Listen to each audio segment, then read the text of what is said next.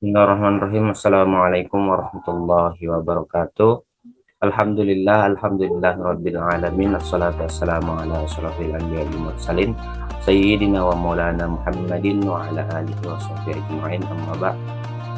Langsung saja sini saya perkenalkan, nama saya Abdul Muin dari Prodi Manajemen Dakwah semester 5, NIM 2141913024. Di sini saya akan menjelaskan atau mempresentasikan proposal penelitian saya. Ini dosen pembimbing saya, Pak Muhammad Hasan Abdillah, SPSI MPSI, selaku dosen pembimbing mata kuliah metodologi penelitian kuantitatif.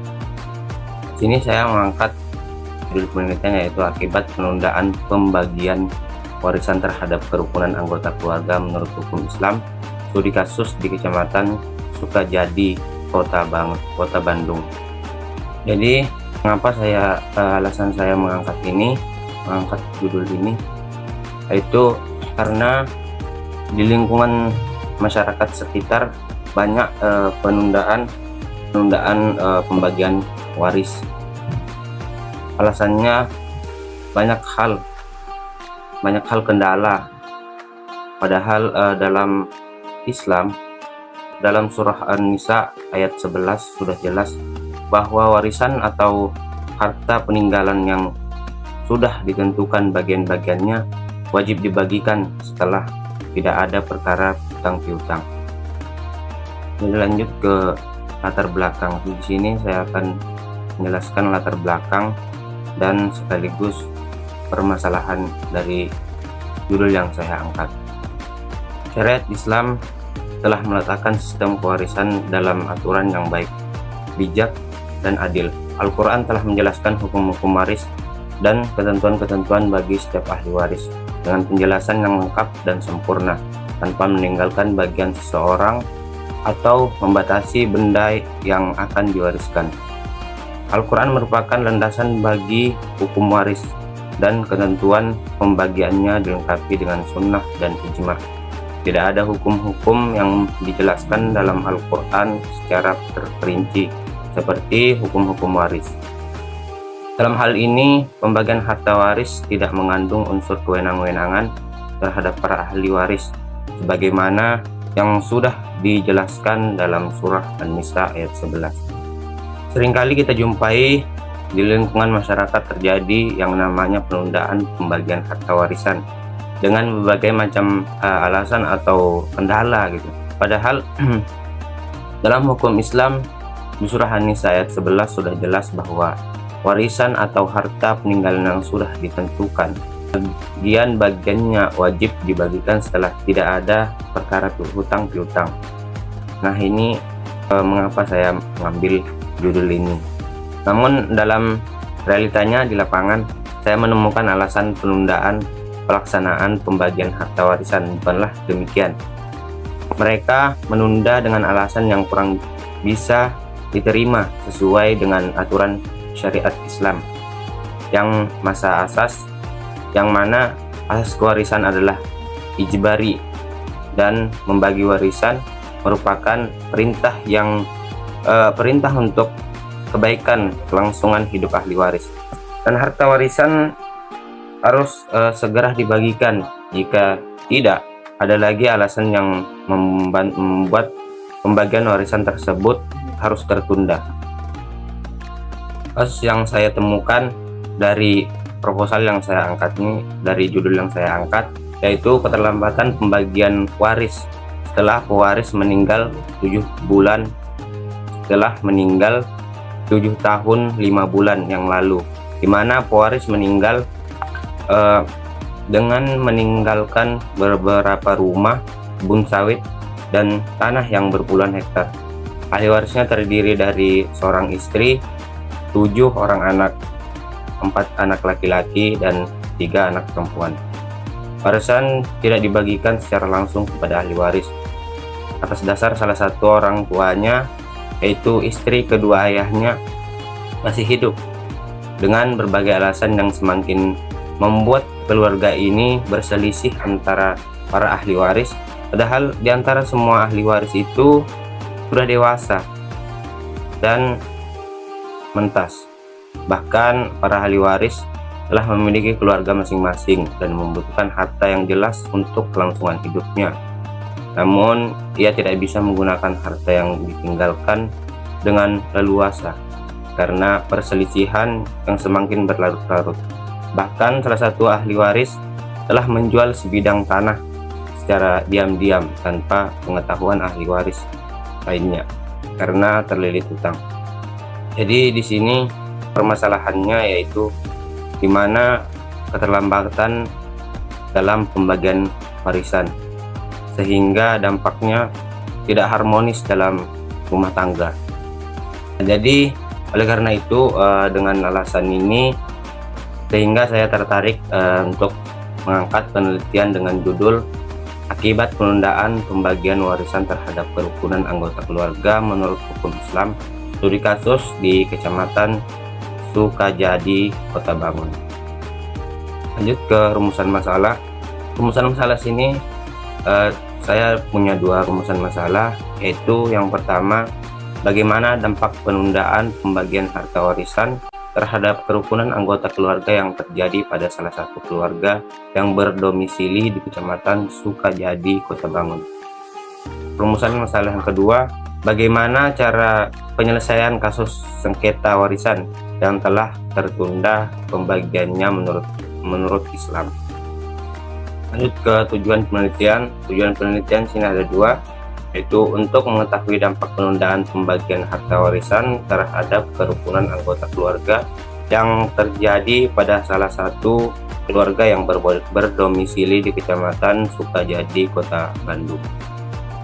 Kedua, untuk mengetahui cara menyelesaikan atau cara penyelesaian kasus sengketa warisan yang telah tertunda pembagiannya menurut Islam.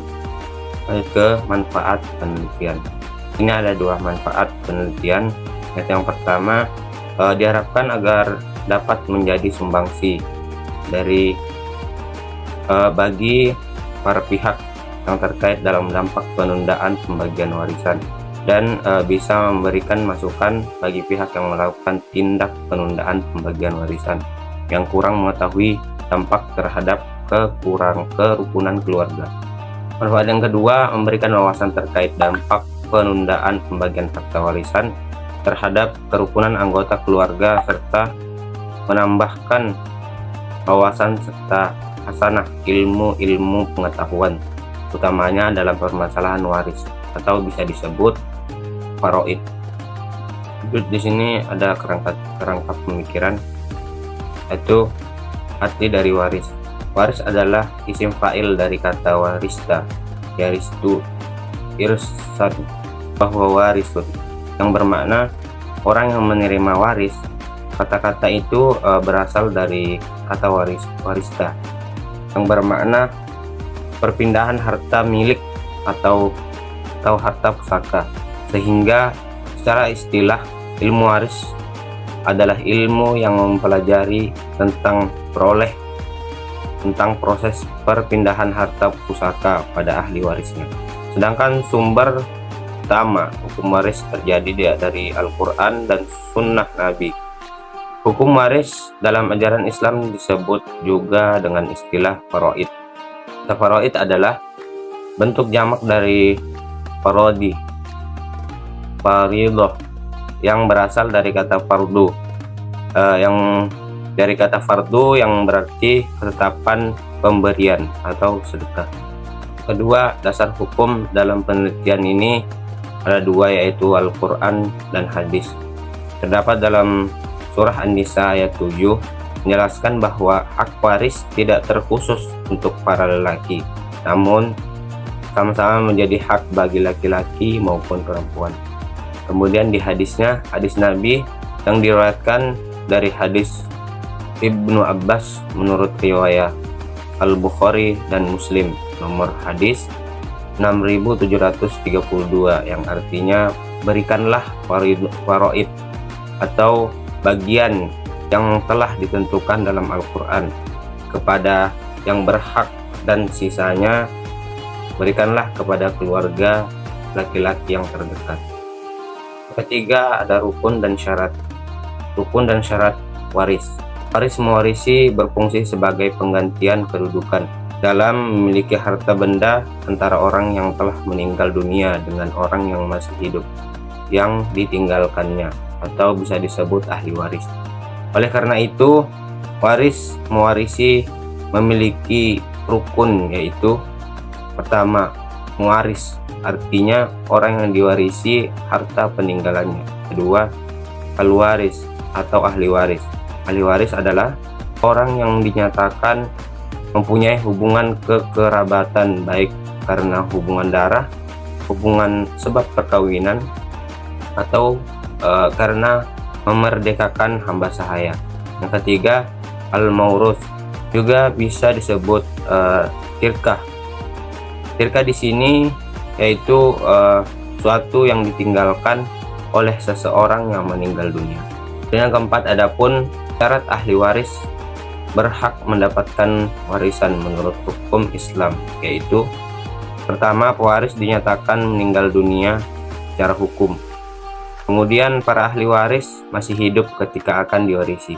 Kemudian hubungan ahli waris dengan pewaris merupakan pernikahan atau nasab, atau bisa juga memerdekakan budak.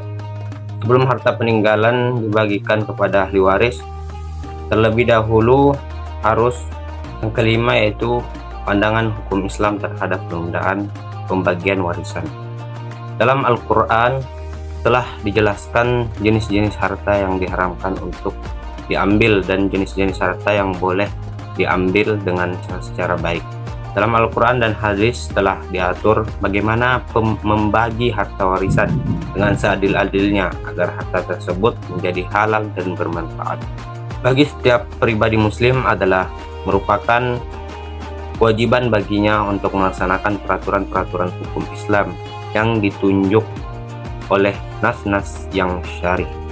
Selama peraturan tersebut ditunjukkan oleh peraturan atau ketentuan lain yang menyebutkan ketidakwajibannya, maksudnya di sini setiap ketentuan hukum agama Islam wajib dilaksanakan selama tidak ada ketentuan lain yang menyatakan ketentuan terdahulu tidak wajib. Demikian pula halnya mengenai hukum faraid. Tidak ada satu ketentuan pun yang menyatakan bahwa membagi harta warisan menurut ketentuan faraid itu tidak wajib. Bahkan sebaliknya, yaitu jelas menunjukkan perintah dari Allah Subhanahu wa taala agar kaum muslimin dalam melaksanakan pembagian harta warisan mestilah berdasarkan ketentuan Al-Qur'an agar tidak terjadi perseteruan terutama antara keluarga. Kemudian di sini ada penelitian terdahulu. Penelitian terdahulu dengan penelitian yang penulis lakukan yaitu sama-sama meneliti mengenai penundaan pembagian harta warisan. Namun perbedaannya di sini yaitu pada subjek dalam penelitian yang sebelumnya adalah para ahli waris yang menunda pembagian harta waris di desa kampung pulau. Sedangkan dalam penelitian ini yang menjadi subjeknya adalah ahli waris yang terkena dampak penundaan pembagian harta waris yang terjadi di salah satu keluarga yang berdomisili di Kecamatan Sukajadi, Kota Bandung. Kemudian ada metode penelitian. Di sini saya menggunakan metode penelitian yang kualitatif, deskriptif, yang menjelaskan adanya pengaruh dari suatu fenomena yang menjadi objek penelitian. Sumber data yang peneliti gunakan dalam penelitian ini yaitu yang pertama, data pustakaan, yakni penelitian melakukan penelusuran dari sumber tertulis dengan cara membaca literatur yang berhubungan dengan judul, baik dari perpustakaan maupun di luar perpustakaan, baik secara saluran maupun kutipan langsung. Yang kedua, data lapangan, yakni penelitian melakukan penelitian secara langsung dari lokasi penelitian guna memperoleh data yang dibutuhkan. Dalam hal ini, penelitian menerapkan metode observasi dan interview atau wawancara. Baik, terima kasih. Mungkin ini saja yang dapat saya presentasikan. Kurang dan lebihnya saya mohon maaf. Wabillahi taufiq wal hidayah wa ridha wal inayah. Wassalamualaikum warahmatullahi wabarakatuh.